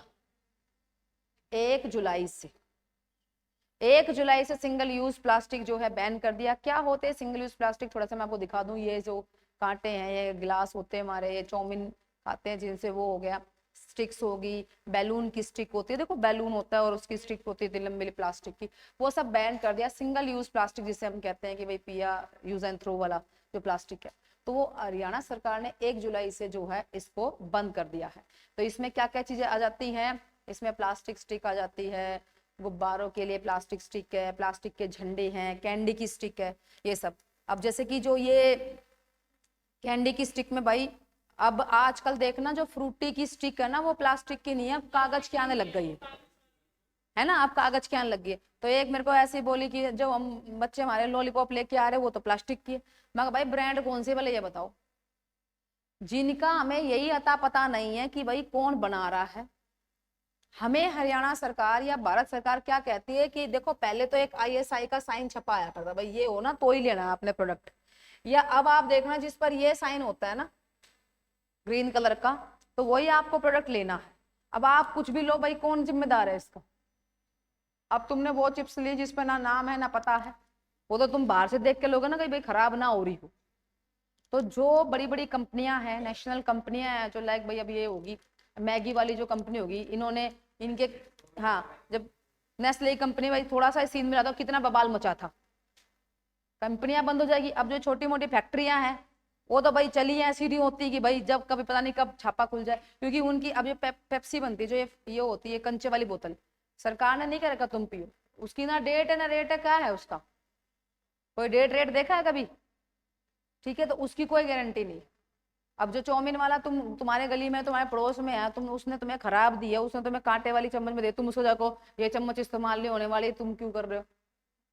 वो तो आज रेडी है, कल कहीं और है, क्या कर लोगे उसका? अब ये फ्रूटी कंपनी बड़ी कंपनी इन्होंने चालू कर दिया अपना, अब ये नहीं करेंगे तो इन पे लगेगा जुर्माना। तो जो बड़ी कंपनियां होती है यानी कि जो मान्यता प्राप्त है, ठीक, उनको तो ये निभाने पड़ेंगे सरकार के, और जो नहीं है उनका कुछ नहीं।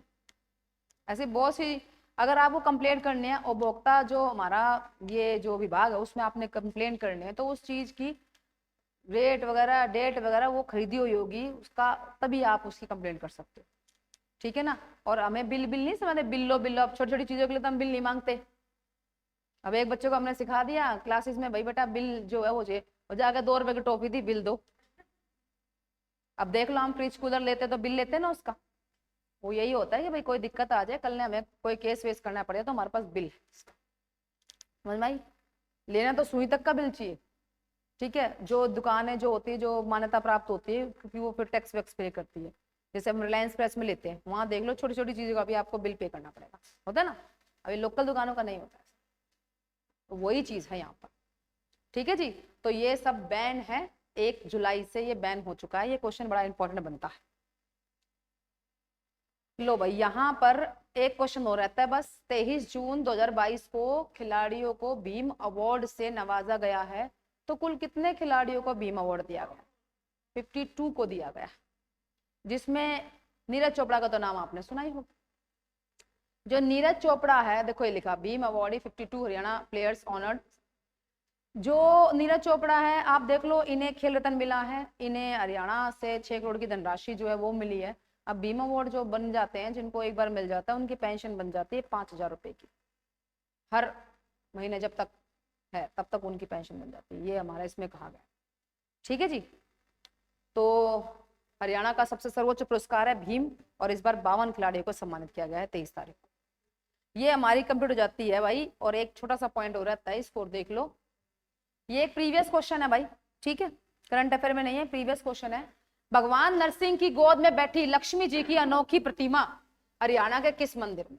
नरसिंह की गोद में बैठी हुई लक्ष्मी जी की अनोखी प्रतिमा है, और ये किस जिले में आएगी? लक्ष्मी नारायण मंदिर फरीदाबाद, जिसे हम श्री सिद्धदाता आश्रम भी कहते हैं। इसकी मैं आपको फोटो दिखा देती हूँ आश्रम की, फिर दिखाऊंगी ये सब। ये है भाई, ये फरीदाबाद में लक्ष्मी नारायण मंदिर कह लो इसे, या श्री सिद्धदाता आश्रम कह लो। इसमें वो अनोखी मूर्ति है। मैंने खूब इंटरनेट पे सर्च मारा, पर वो अनोखी मूर्ति की फोटो नहीं मिली, क्योंकि आप जानते हैं कई कई मंदिरों में जाते तो वहां बैन होती, फोटो नहीं खींचनी।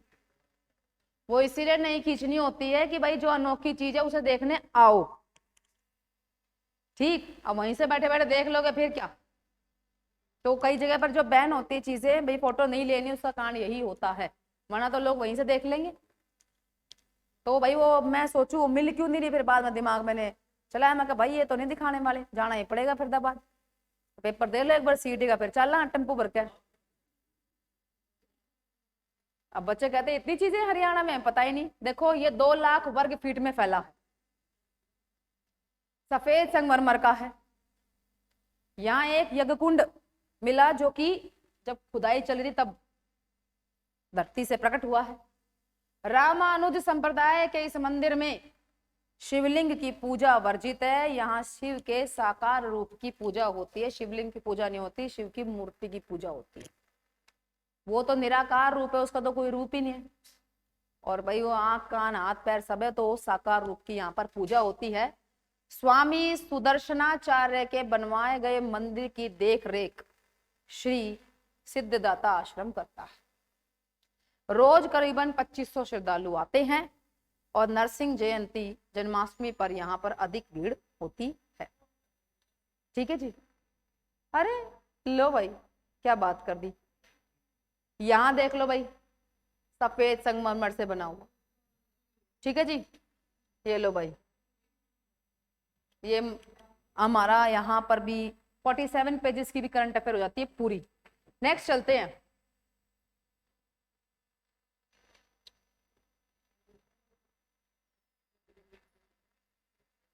थक गए क्या? थक गए तो पानी पी लो।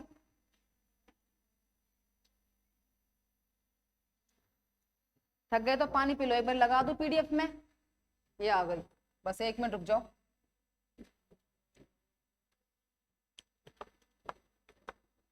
ये है स्वच्छता सर्वेक्षण।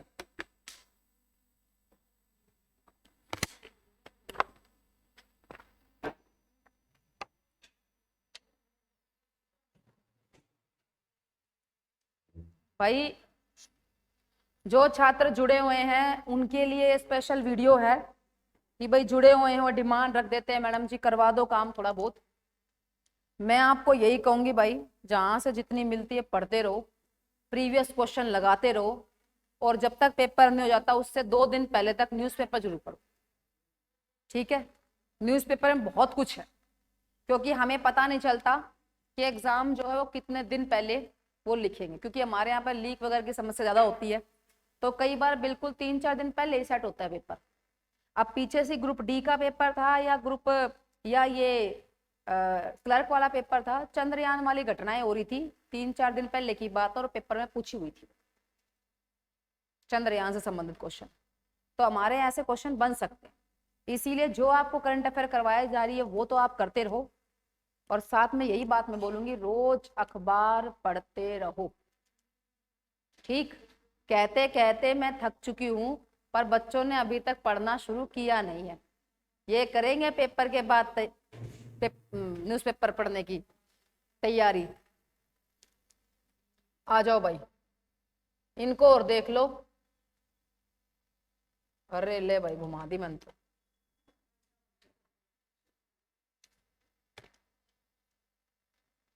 बस अरे हो गया भाई। अरे जो पुराने टाइम पे हम, याद है वो तिजोरी खोला करते थे ऐसे करके, है ना, वो तिजोरी खोलने वाला जैसा लग रहा था ये।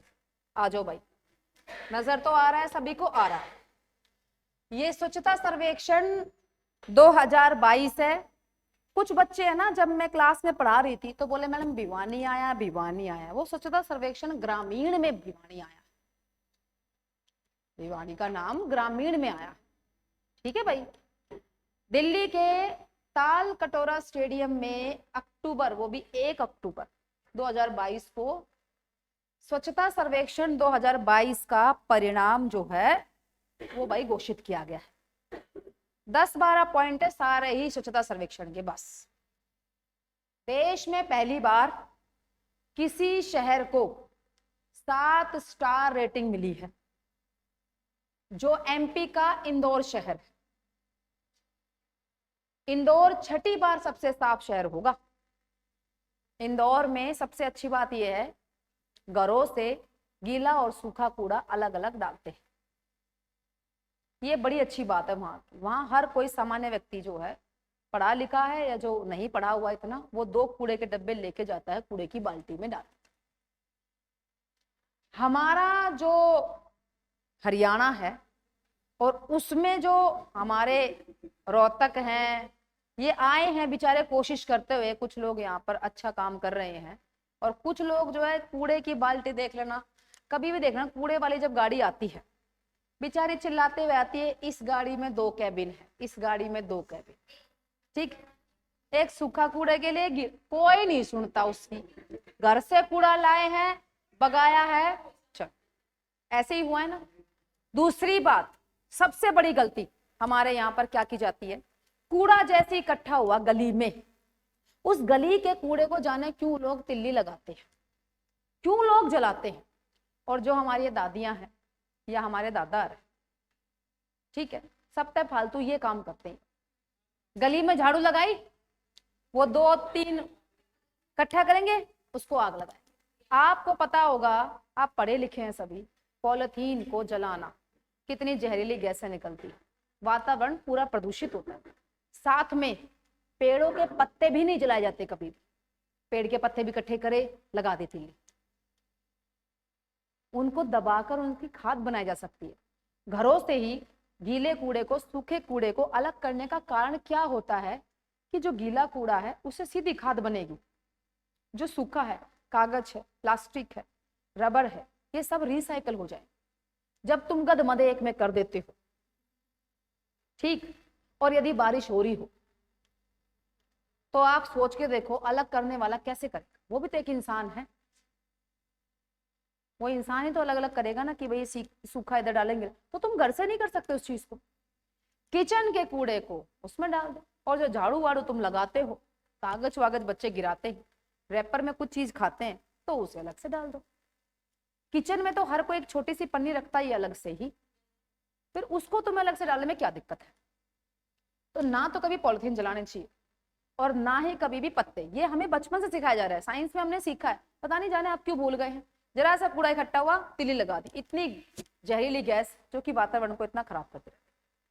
अभी हमारे पूरे विश्व में सबसे ज्यादा प्रदूषित जो राजधानी आती है वो दिल्ली है।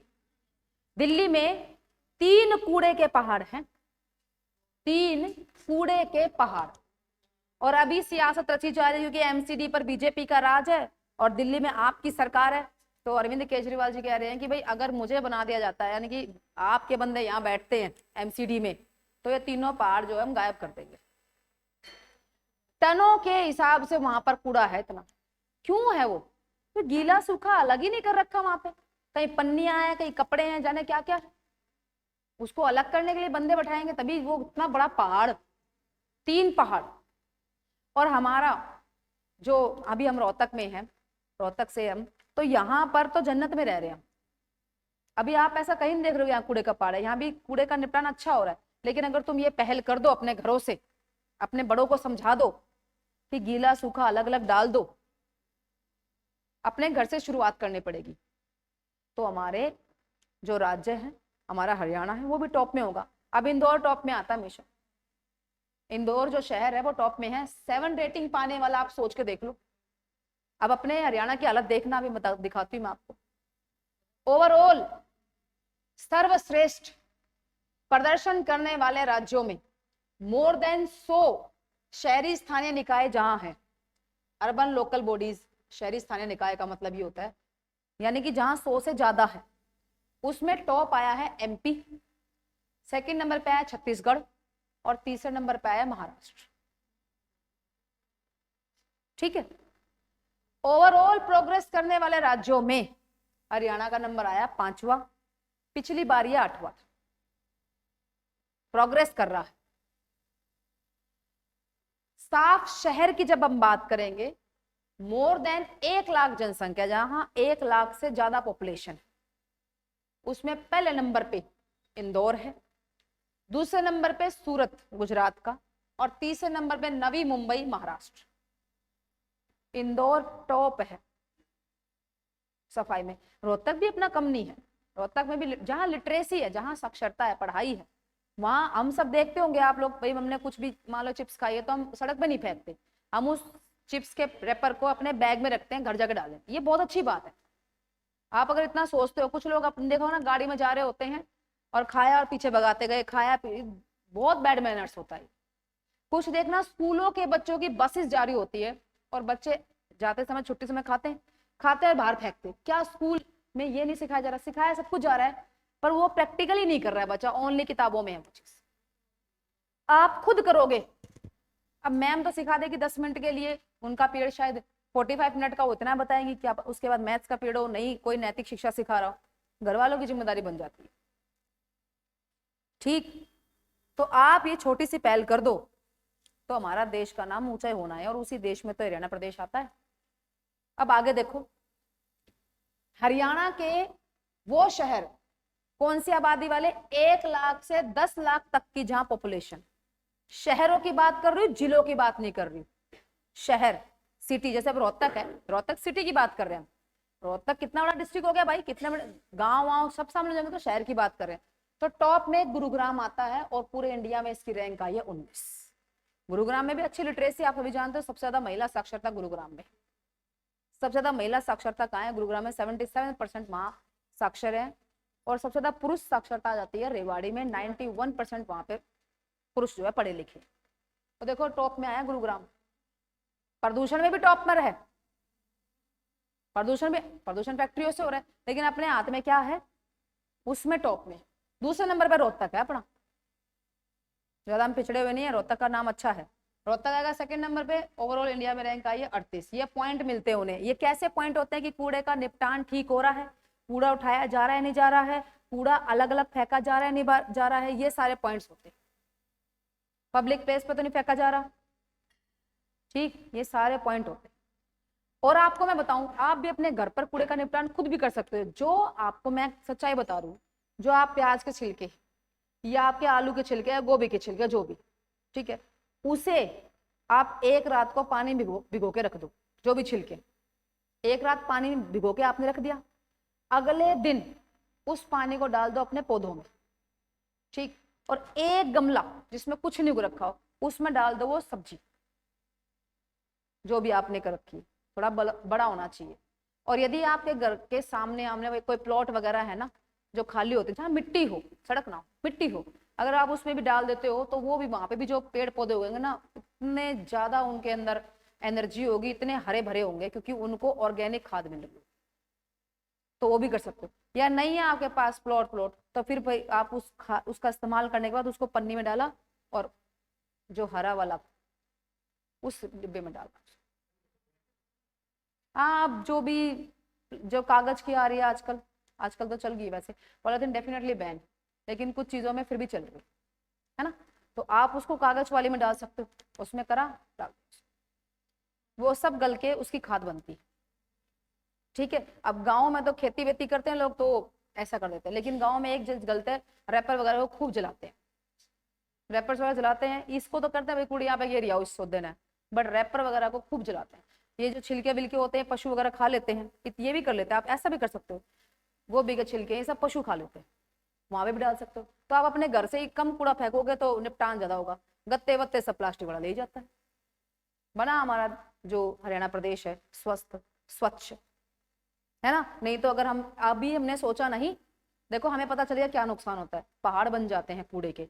अगर हमने अभी नहीं सोचा तो एक दिन पहाड़ बन जाएंगे यहाँ पर भी कूड़े के। दिल्ली की हालत ऐसी है, इतनी सी दिल्ली है, जितना हमारा रोहतक का एरिया उतनी सी दिल्ली है, और करीबन 2 करोड़ लोग रहते हैं वहां पर।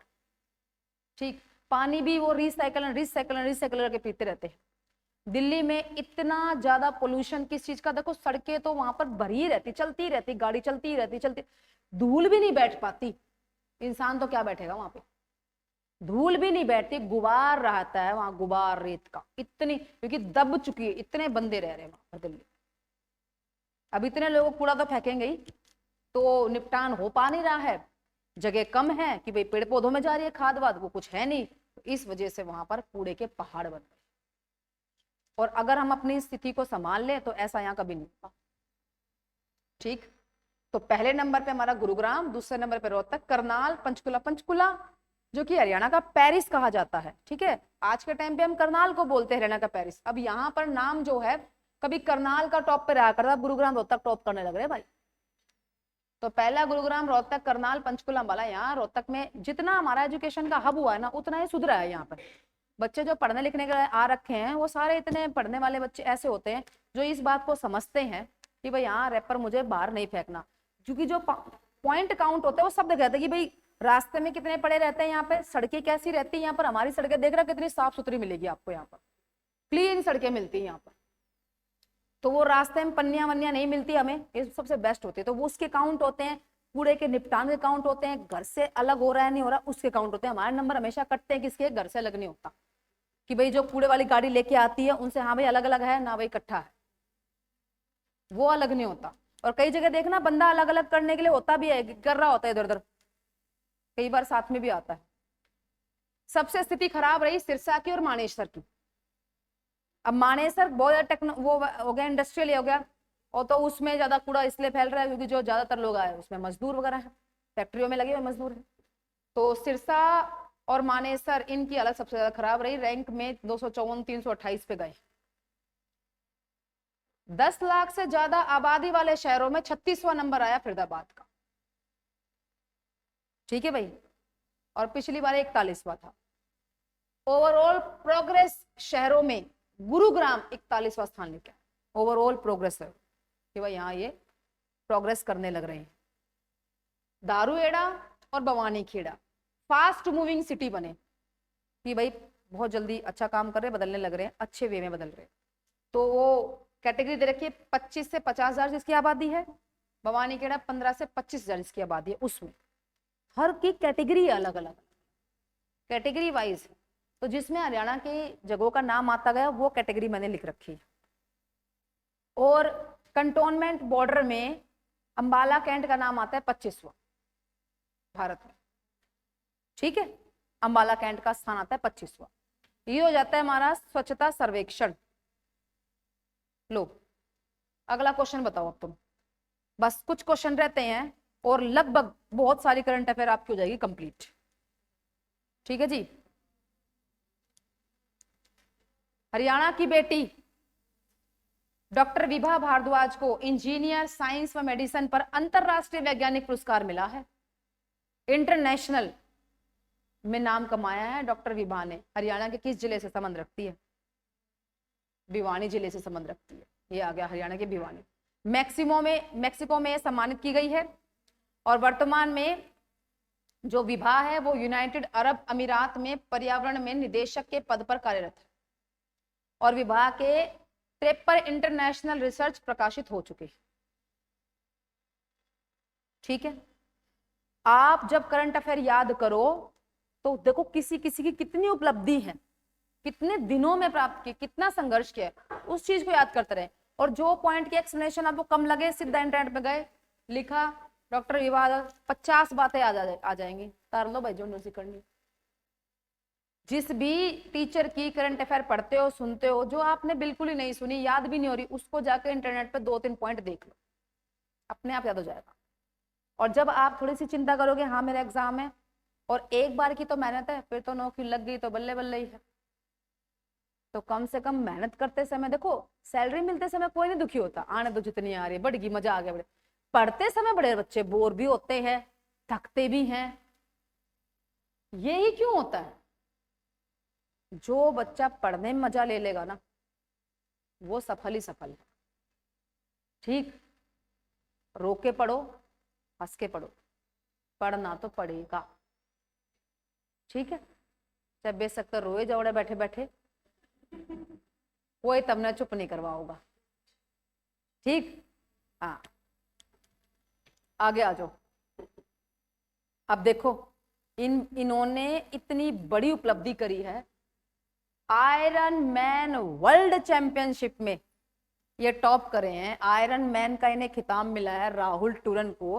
ये छोटी बात है। इन्होंने जो 17 घंटे की प्रतियोगिता थी, यानी कि जिसमें साइकिलिंग भी करनी थी, जिसमें स्विमिंग भी करनी थी और रनिंग भी करनी थी, उसमें जहां 17 घंटों में पूरी होती है, इन्होंने मैच 15 घंटे और 33-34 मिनट में कर। राहुल टूरन हरियाणा के किस जिले से? बोलो जल्दी। पानीपत, कैथल, भिवानी, रोहतक। कैथल का गांव सिरसल, वहां से है राहुल टूरन। आयरन मैन का खिताब मिला है। इतनी बड़ी करंट अफेयर बनती है, पेपर में पक्का आएगा। ठीक है, ये लो, अब इनकी जानकारी लो। गांव सिरसल, राहुल ने 8 महीने की ट्रेनिंग ली थी बस। 15 घंटे 34 मिनट में 3.8 किलोमीटर तो तैरे हैं, 180 किलोमीटर साइकिलिंग, 42 किलोमीटर दौड़। हाँ, और 15 घंटे में एक खिताब जीता। और जबकि इसके लिए कितना टाइम था? 17 घंटे। 15 घंटे 34 मिनट में कर दिया है, देश का नाम चमका दिया है। प्रतियोगिता अमेरिका में हुई थी अक्टूबर में। 5600 बंदे शामिल हुए थे इसमें और इन्होंने अपना आयरन मैन का खिताब जीता। राहुल टूरन, कैथल, सिरसा।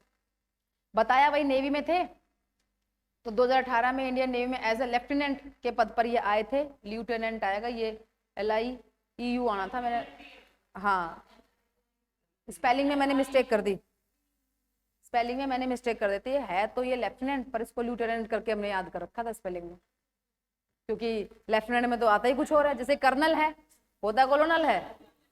हाँ जी, हाँ जी, ऐसी है ये। ठीक है जी, स्पेलिंग थोड़ा ठीक करना, मैंने मिस्टेक कर रखी है इसमें। इसी बीच उसने मार्कोस स्पेशल कमांडो की ट्रेनिंग भी की थी और इस ट्रेनिंग में राहुल को बेस्ट कमांडो का मिला। कमांडो की ट्रेनिंग में बंदा जाता तो हैवी, हट्टा कट्टा, और आता है यूं। ठीक, जैसे फिल्म में आपको बताती हूँ ना, कई बार सरबजीत वाली फिल्म देखो, हट्टा कट्टा नौजवान की हालत ऐसी हो गई थी। तो वो कमांडो की जो ट्रेनिंग होती है उसमें ऐसी होता है। राहुल टूरन ने देश का नाम रोशन कर दिया। ठीक है, उसे क्या पता, हम उसके बारे में पढ़ने लग रहे हैं। देख लो, अब देख लो, इतना बढ़िया काम किया है। बताओ, लो, अब तो बता ही देंगे बच्चे, इन्हें दिख गया है। बस 2-4 क्वेश्चन और रह रहे। उत्तरी भारत का सबसे बड़ा इंटीग्रेटेड लॉजिस्टिक हब हरियाणा के किस जिले में बनेगा? लॉजिस्टिक हब क्या होता है? महेंद्रगढ़ में बनेगा। देखो, लॉजिस्टिक हब क्या है, यानी कि हम कह सकते हैं संभार तंत्र। यानी कि जैसे कि आपने ऐसे देखा होगा, थोड़ा सा मैं बताऊं आपको कि भाई ये यहाँ पर मान लो बंदरगाह है, ठीक है जी, ये है यहाँ पर समुद्र। अब आई बड़ी बड़ी शिप यहाँ उतरेगी, ठीक। तो लॉजिस्टिक हब क्या करना कि जहां पर बहुत सारा सामान रखा हो, माल है, और उसको हम शिप पर चढ़ा सके ताकि उस शिप को ज्यादा रुकना ना पड़े। आई शिप, भरा सामान, चलो भाई। तो अब हमारे पास, हमने बना लिया यहाँ पर एक हब जहां पर सामान ही सामान है, सामान ही सामान है, सामान ही सामान है। अब ये यहाँ पैदा थोड़ा ना हो रहा होगा, पैदा तो नहीं हो रहा, ये कई हिस्सों से लाया जा रहा होगा। तो कई हिस्सों से लाया जा रहा है, तो हमने क्या कर दिया, यहाँ पे बना दी ट्रेन का सिस्टम। ठीक, अब ट्रेन जो है वो यहाँ से मान लो सामान है बहुत सारा उठाएगी, यहाँ लाके रख दिया, जैसे यहाँ चढ़ाना हो लो भाई। यानी कि एक ऐसा स्थान जहां पर माल ही माल रखा है और वो तैयार में है, उठाओ और ले जाओ। ठीक भाई, तो ऐसा लॉजिस्टिक हब नंगल चौधरी हलके में गांव तलोट, बसीरपुर और घाटा शेर बनेगा। 900 एकड़ से अधिक एरिया लगेगा, वो 1200 एकड़ तक भी पहुंच सकता है। महेंद्रगढ़ में बनेगा लॉजिस्टिक हब। ठीक है। लॉजिस्टिक हब के तहत सर्वप्रथम इस कॉरिडोर में दिल्ली मुंबई डेडिकेटेड जो फ्रेट रेल कॉरिडोर है, कंटेनर डिपो बनाने की भी योजना है। मालगाड़ियों में आने वाले माल को रखने और आसपास से निर्मित माल को भेजने के लिए बड़ा मल्टी मॉडल लॉजिस्टिक हब। सारा सामान सुमन इकट्ठा कर दिया, ट्रेन चला दी, भरा भेज दिया, भरा कि भाई और जगह से भी सामान आना, यहाँ रखो, भिजवा दे। ठीक, अगला क्वेश्चन आराम आराम से उठा लूं, बताओ भाई। लो, हाँ, 68वां नेशनल फिल्म अवार्ड में किस documentary film justice delayed but delivered, justice late हो सकता है परंतु मिलेगा जरूर, यहां से देखा बच्चों ने, हाँ, मनदीप सिंह चौहान आएगा, निर्माता है इसके जस्टिस डिलेड बट डिलीवर्ड, निर्देशक है कामाख्या नारायण, और राष्ट्रपति द्रौपदी मुर्मू ने सम्मानित किया है, और इन्हें कौन सा पुरस्कार दिया है, रजत कमल पुरस्कार, मनदीप सिंह। ठीक है, 1 अक्टूबर को यह सेरेमनी थी। नॉन फीचर फिल्म कैटेगरी में यह फिल्म राष्ट्रीय स्तर पर सर्वश्रेष्ठ फिल्म में चयनित हुई। क्या फिल्म का नाम है, जस्टिस डिलेड बट डिलीवर्ड। आ सकता है मनदीप चौहान की फिल्म बता दो कि जस्टिस जो है वो डिले हो सकता है बट मिलेगा जरूर। अगला क्वेश्चन, ये आप आराम से बता सकते हो, अभी भी बने हैं। हाँ, ये भी दिख गया। हरियाणा विद्यालय शिक्षा बोर्ड के नए चेयरमैन बीपी यादव, इनसे पहले कौन थे, डॉक्टर जगबीर।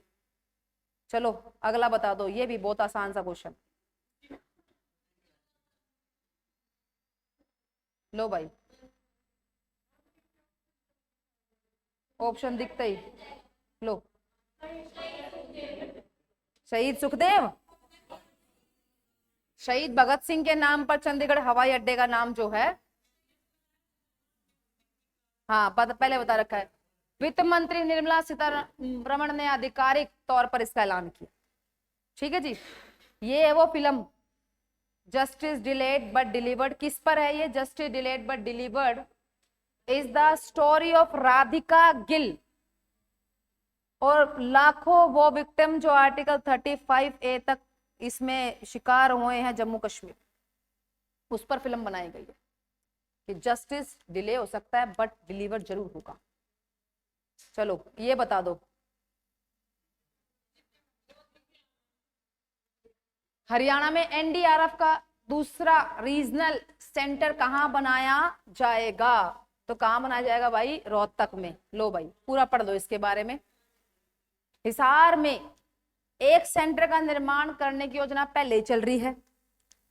हरियाणा के चीफ सेक्रेटरी कौन, संजीव कौशल, 35वें नंबर की कहा, इससे हरियाणा के 22 जिलों में जो आपदा यानी कि जो भी समस्या आती है, कोई भी दुर्घटना हो जाती है, आपदा प्रबंधन में बाढ़ भूकंप, उसमें तेजी मिलेगी। साथ ही एनडीआरएफ टीम की ओर से नई तकनीकी का प्रशिक्षण मिलेगा। हरियाणा की स्टेट की जो एसडीआरएफ की टीम है वो भी इसमें शामिल है। राजस्व विभाग लगातार एसडीआरएफ के संपर्क में रहता है, किसी गांव या शहर से बाहर दिक्कत हो जाए तो एसडीआरएफ को मौके पर भेज देता है। एनडीआरएफ की फुल फॉर्म यहाँ बता रखी है, national disaster response force. Haryana सरकार एनडीआरएफ को जमीन उपलब्ध करवाएगी। अब तक एनडीआरएफ की टीम यूपी से आती रही है, जिससे ज्यादा टाइम लग जाता था। अब 2 सेंटर खुलेंगे तो लोगों को राहत मिलेगी, कोई समस्या हो जाती है तो तुरंत हम अपना खुद से यहाँ पर उनको राहत दे सकते हैं, रोहतक और हिसार से। 2 सेंटर खुल गए एनडीआरएफ के, national disaster response force, NDRF.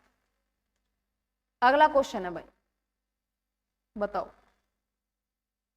लो, इंग्लैंड के बर्मिंघम में 28 जुलाई को शुरू होने वाले कॉमनवेल्थ गेम्स में रेवाड़ी की ये शामिल होने की बात की थी, पहली महिला कंडक्टर शर्मिला।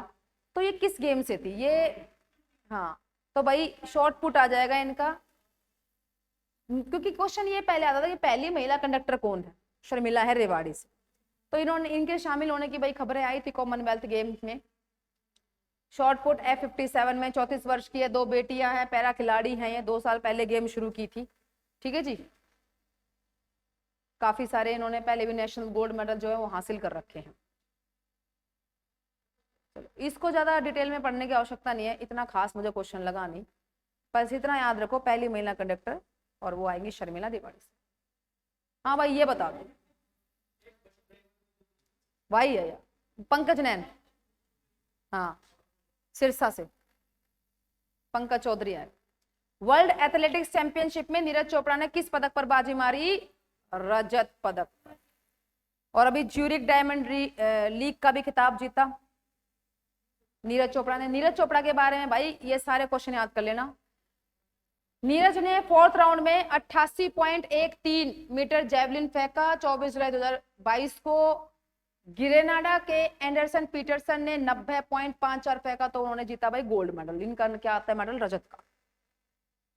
इतिहास में 39 साल के बाद सिल्वर व 19 साल के बाद दूसरा मेडल आया, क्योंकि 2003 में लॉन्ग जंप में अंजू बॉर्बी ने ब्रॉन्ज जीता था, तो भाई सिल्वर आया है हमारा। तो 39 साल के बाद तो सिल्वर आया, 19 साल के बाद क्या आया? मेडल आया है। और फिर भाई ये बता रखा है कि जैकब वादले जो है उसने इसमें ब्रॉन्ज जीता था। तो गोल्ड हमारे एंडरसन, ग्रेनाडा के एंडरसन पीटरसन, और हमारा यहाँ पे अपना नीरज चोपड़ा का याद रखना आपने रजत। किसमें? वर्ल्ड एथलेटिक्स चैंपियनशिप 24 जुलाई 2022 को। और ज्यूरिक में भी इन्होंने डायमंड लीग का खिताब जो है वो जीता है। लास्ट क्वेश्चन भाई देख लो तुम जाओ।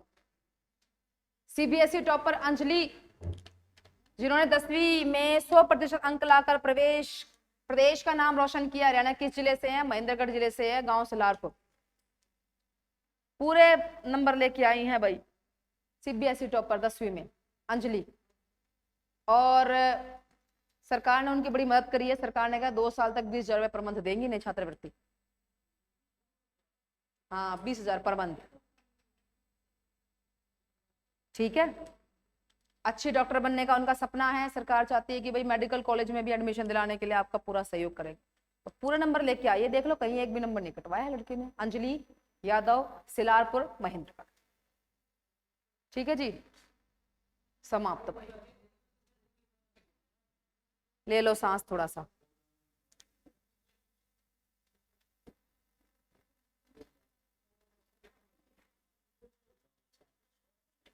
हाँ भाई सांस ले लो थोड़ा सा, ठीक है। 8-9 पेज एक जगह, 47 पेज एक जगह, 34 पेजेस एक जगह। पहले आपको मैंने करवा दिया स्वच्छता सर्वेक्षण भी करवा दिया। काफी सारे पॉइंट यहाँ पर हमारे कवर हो जाते हैं हरियाणा करंट अफेयर के, ठीक है जी। और जो हमसे जुड़े हुए बच्चे भाई पढ़ो, कोई समस्या है तो आप पूछ सकते हो, कोई दिक्कत वाली बात नहीं, ठीक है। एक वीडियो के थंबनेल में मैंने दिया है भाई फोन नंबर। बाकी तैयारी करते रहो, बेस्ट विशेस है सीईटी एग्जाम के लिए। और कुछ मेरे से हो सकेगा तो आपके लिए करेंगे। Thank you.